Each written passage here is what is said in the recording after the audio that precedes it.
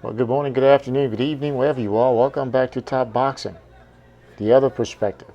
Jerron Boots Ennis versus T. Bud Crawford. What a talent, Jerron Boots Ennis. Well, let's talk about it. Can Jerron Boots Ennis win?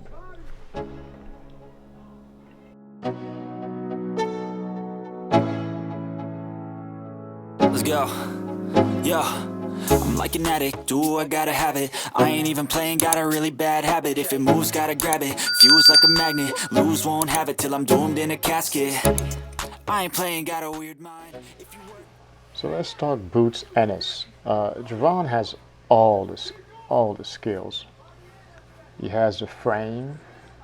He has the speed. Did you see that?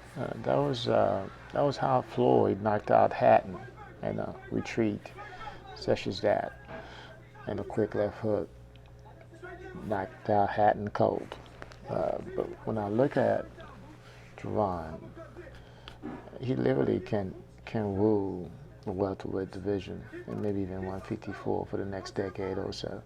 With his frame, he could probably do 160, 168, probably fairly easy towards the end of his career. So he could literally be, a two-division undisputed champ if he wanted to. I think he has it all. But he's about a decade younger than Crawford. I think youth is on his side, of course. I think Crawford at best has 2 or 3 fights, if that. I'm not going to break him down as of yet. I like to wait a little closer. Um, I like to see his earlier fights as well.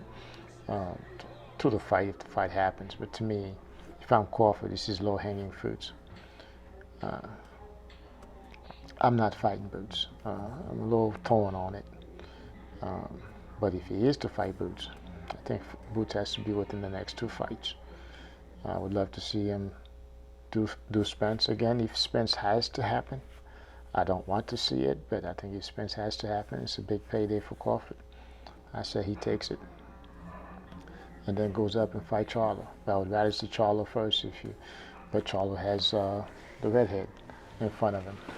So, having said all that, I think Boots can wait.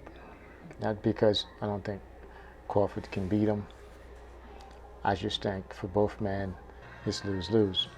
Okay, if you Boots, he can literally reign, like I said, for the next 5, 10 years plus. He's 25 years old.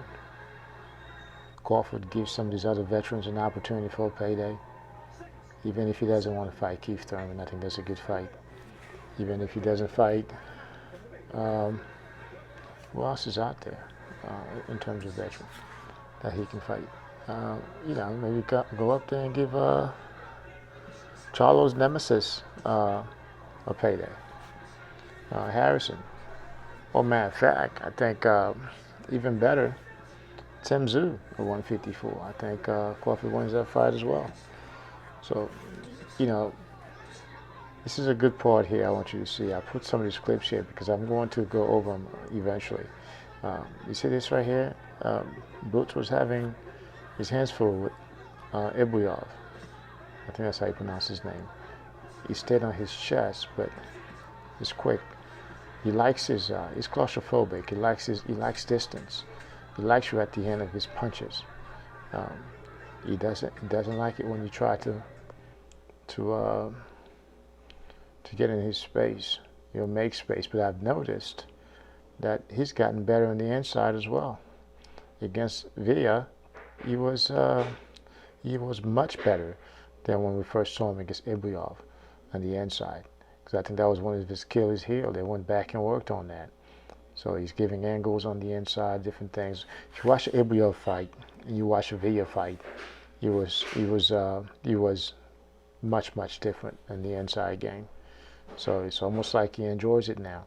But I don't think that's something he wants to do, especially. But his main as a boxer, sort of a puncher. He's more of a concussive type puncher as well. He's not one of those guys that's gonna knock you out with one punch. So it still depends on lots of repetition, lots of damage to get you out of there. So I sort of made this as an introduction to Boots, some of his different fights that I took a look at. Um, yeah, he has speed. He has power. He has that Adonis body for 147, which he will grow into. Only 125, he has youth on his side. Uh, I don't think this fight should happen between him and Crawford. I think he should wait. I think Crawford maybe has 1 to 3 fights, and I think he'll be out. I don't think he's going to go till 50-0. At the most, 4 fights. I don't think he has more than that. If Bruce let him leave out, Bruce has the world as his oyster. He can rule probably the next 2 or 3 weight divisions in the next decade. That's what I got on it. Let me know what you think.